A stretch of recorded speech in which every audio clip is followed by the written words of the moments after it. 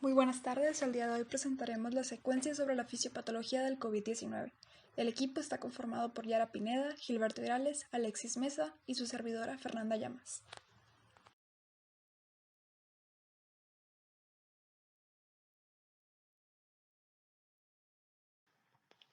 Comenzaremos desde que el individuo se infecta.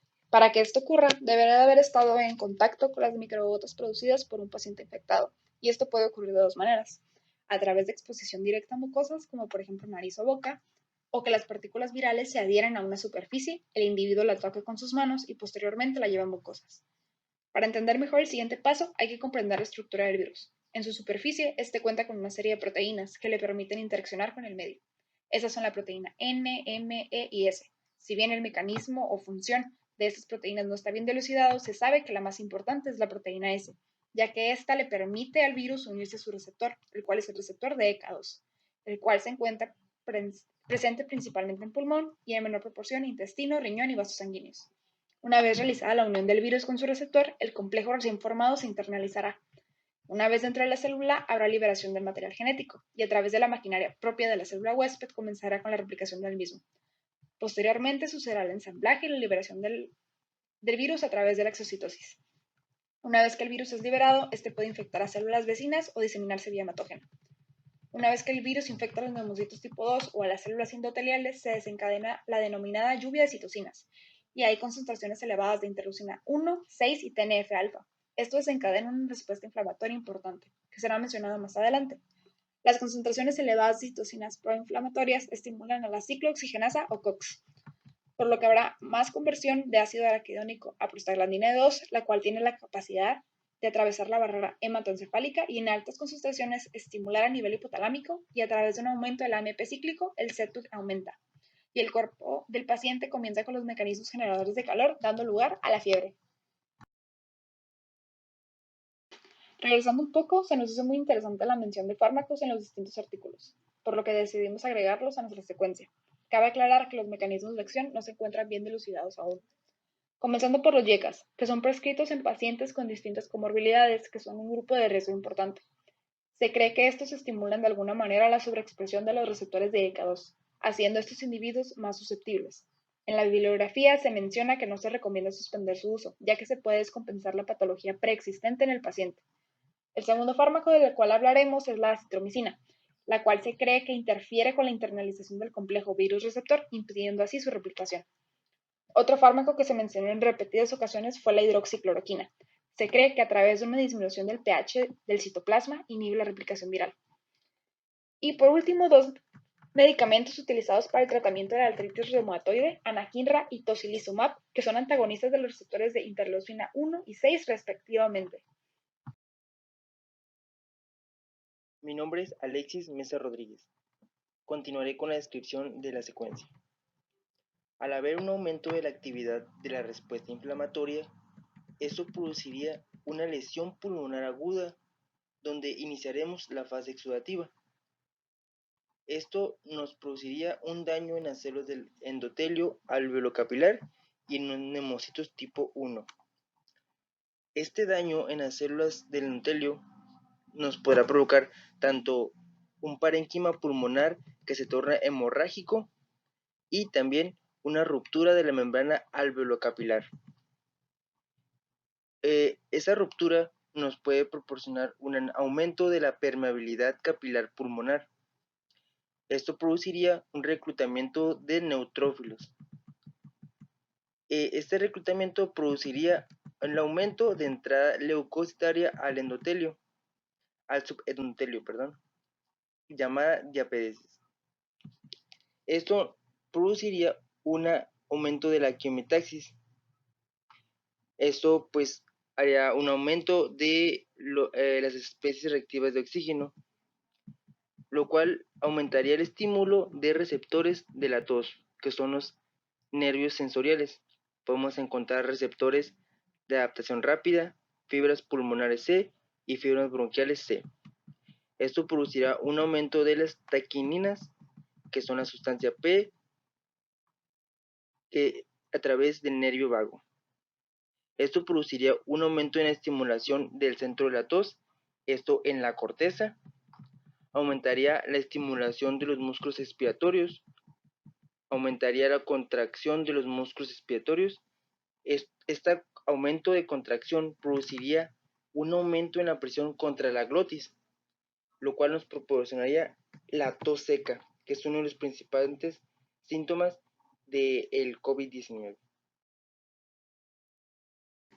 Muy bien, el aumento en la concentración de estas citocinas proinflamatorias, como interleucina 1, interleucina 6, TNF-alfa, provocaría una vasodilatación. Esta vasodilatación, sumado al aumento de la permeabilidad capilar, nos provocaría un aumento en el paso del líquido del capilar hacia el espacio intersticial. Este líquido en el espacio intersticial provocaría aumento de la permeabilidad alveolocapilar y una sobrecarga de líquido en el sistema linfático. Estos dos nos provocaría aumento de líquido en la membrana alveolocapilar. Este líquido provocaría un edema intersticial alveolar. Que este líquido es rico en proteínas, citocinas y células sanguíneas. La presencia de células sanguíneas en el alveolo más el daño del endotelio alveolar nos provocaría una hemorragia alveolar, lo cual produciría una infiltración alveolar difusa, lo cual es uno de los principales signos del síndrome de insuficiencia respiratoria agudo. También este edema intersticial alveolar produciría una disminución de la presión alveolar de oxígeno, lo cual produciría una disminución del intercambio gaseoso y una disminución de la saturación de oxígeno. Esta disminución de saturación de oxígeno produciría una disnea intensa, muy importante en el COVID-19, pero también produciría una disminución en la presión arterial de oxígeno, hipoxemia y con ello un aumento de la presión arterial de dióxido de carbono, lo cual provocaría hipercapnia y a su vez acidosis. Esta hipercapnia estimularía a los quimiorreceptores periféricos, que producirían un estímulo en las células glómicas.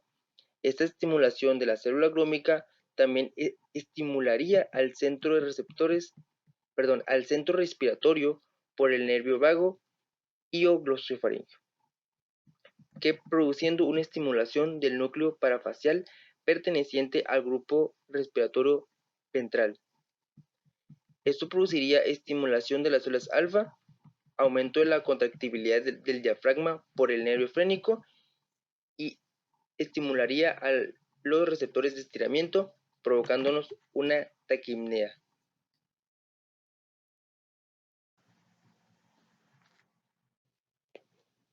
Mi nombre es Gilberto Irales y vamos a seguir describiendo esta secuencia, retomando el último punto donde se quedó mi compañera, que fue el daño en las células del endotelio alveolocapilar y de neumocitos tipo 1, dando como resultado dos vías.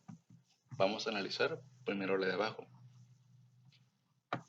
comenzando con que los macrófagos alveolares van a percibir dicha lesión, ocasionando que se active el complemento y dando la liberación de mediadores proinflamatorios, entre ellos lo que es el TNF-alfa e interleucinas 17, 6, por lo que se da una amplificación de la respuesta inflamatoria, haciendo que se acumulen lo que son neutrófilos y monocitos en el sitio de la lesión y liberando mediadores prealmacenados, entre ellos lo que tenemos al ROS, el elastasa, dando como resultado la formación de neutrófilos trampa o NET, dando una activación de inflamasomas y la posterior liberación de interleucina 1 beta e interleucina 18, ocasionando una pérdida de la integridad de la membrana basal.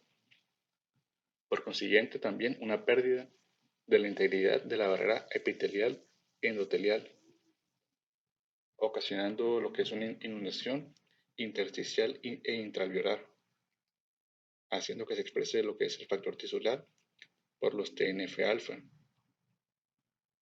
dando una coagulación intravascular e intraalveolar desregulada, Esto da inicio a lo que es una agregación plaquetaria y la formación de microtrombos posteriormente. Esto ocasionaría la formación de una membrana hialina, dando resultado a la inhibición de la función del surfactante.